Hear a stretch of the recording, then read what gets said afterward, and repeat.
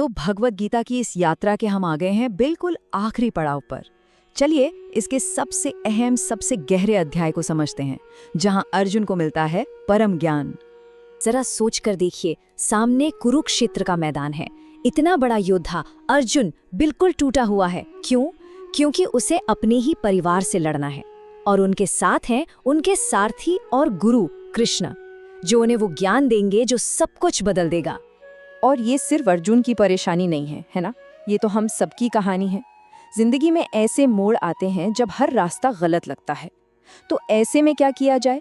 बस इसी सवाल का जवाब गीता के इस आखिरी अध्याय में छिपा है।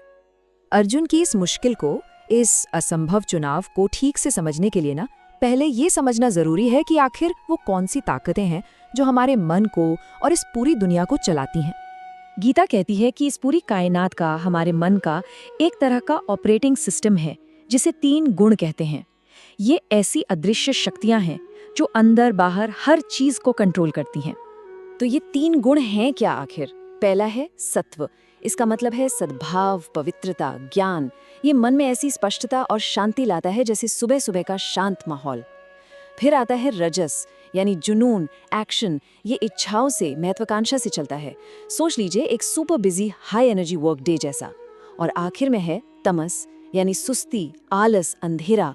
ये कंफ्यूजन और लापरवाही लाता है, जैसे एक आलस से भरा वीकेंड जब बिस्तर से उठने का ही मन ना करे। और यही तीनों गुण मिलकर हमारे विचार, हमारे काम, यहाँ तक कि हमें खुशी कैसे महसूस होती है, सब कुछ तय करते हैं। अब सबसे दिलचस्प बात, ये गुण ये भी तय करते हैं कि हमें खुशी कैसे मिलेगी और कैसी लगेगी। और गीता इसको समझाने के लिए एक कमाल का उदाहरण देती है। देखिए, 2 तरह की खुशी की बात हो रही है। सात्विक खुशी जो आत्मज्ञान से आती है, वो शुरू में जहर जैसी लगती है। क्यों? क्योंकि इसमें अनुशासन चाहिए, मेहनत लगती है, पर इसका अंजाम अमृत जैसा होता है। एक ऐसी खुशी जो हमेशा रहती है। और दूसरी तरफ है राजसिक खुशी, जो इंद्रियों को चीजों से मिलती है। ये शुरू में अमृत जैसी मीठी लगती है, पर इसका अंत जहर जैसा होता है, मतलब दुख और बंधन। तो अब जब हमने अपने अंदर की दुनिया, मतलब गुणों को समझ लिया, तो सवाल उठता है कि इसका बाहर की दुनिया में क्या करना है। यहीं से शुरू होता है सही काम, यानी धर्म का रास्ता। गीता एक बहुत जरूरी कॉन्सेप्ट सामने रखती है, स्वधर्म, मतलब अपना खुद का कर्तव्य। और एक बात बिल्कुल साफ कर लेनी चाहिए, ये जन्म पर आधारित नहीं है। ये किसी इंसान के गुणों, उसके प्राकृतिक टैलेंट पर आधारित है। जैसे ब्राह्मण विद्वान, जिनका काम ज्ञान से जुड़ा है, क्षत्रिय लीडर, जिनमें वीरता है, वैश्य व्यापारी और बिजनेस करने वाले, और शूद्र, जिनका स्वभाव सेवा और समर्थन का है। अगर आज के समय में देखें तो इसका मतलब है अपनी नेचुरल कॉलिंग को पहचानना। जिस काम को करने में हम स्वाभाविक रूप से अच्छे हैं, वही हमारा स्वधर्म है। और इसका सबसे खूबसूरत हिस्सा ये है कि कोई भी काम छोटा या बड़ा नहीं होता। जब कोई भी काम अपने स्वधर्म के रूप में सही नियत से किया जाए, तो वही काम परफेक्शन तक पहुंचने का, आध्यात्मिक विकास का जरिया बन जाता है। ये उस परम शक्ति की पूजा करने जैसा ही है जिससे ये पूरी दुनिया बनी है। अब हम गीता के उस पॉइंट पर पहुंच रहे हैं जिसे इसका क्लाइमैक्स कह सकते हैं। कृष्ण का अंतिम और सबसे गहरा रहस्य जो वो अर्जुन को बताते हैं। ये है वो श्लोक, इसके अंदर ही गीता का सार छिपा हुआ है। इसके मतलब को समझें उससे पहले बस एक पल के लिए इस प्राचीन लिखावट को देखें। तो कृष्ण क्या कहते हैं? अपना मन मुझ में लगाओ, मेरे भक्त बनो, जो भी करो मेरे लिए करो, मुझे प्रणाम करो। ऐसा करोगे तो तुम मुझ तक जरूर पहुंचोगे। ये सीधा सा भक्ति का रास्ता है। अपने मन को, अपनी जिंदगी को एक ऊंचे मकसद के लिए समर्पित कर देना।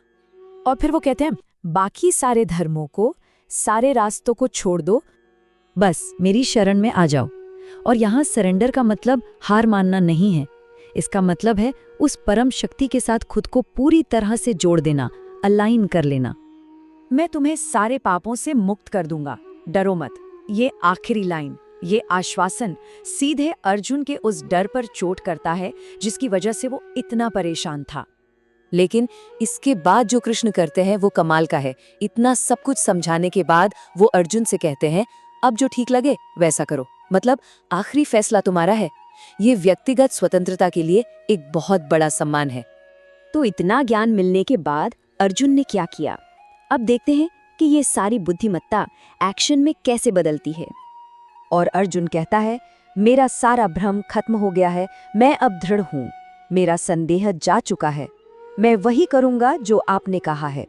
वो संदेह और निराशा की हालत से निकलकर स्पष्टता और एक्शन के लिए तैयार हो जाता है।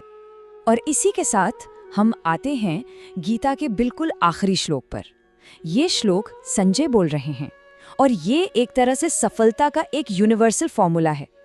जहां योगेश्वर कृष्ण है और जहां धनुर्धर अर्जुन है, वहीं श्री, विजय, विभूति और नीति है। इसका मतलब क्या है? ये एक सदाबहार फॉर्मूला है जहां दिव्य ज्ञान यानी कृष्ण और समर्पित मानवीय प्रयास यानी अर्जुन, ये दोनों एक साथ आ जाते हैं, वहां सफलता, समृद्धि, सब कुछ तय है। और यहीं पर गीता हमें एक आखिरी सवाल के साथ छोड़ जाती है। अर्जुन का युद्ध का मैदान था कुरुक्षेत्र। हमारा अपना कुरुक्षेत्र, हमारा कर्म क्षेत्र कहाँ है? वो कौन सी जगह है जहां हम इस ज्ञान को अपने कर्म से जोड़ सकते हैं?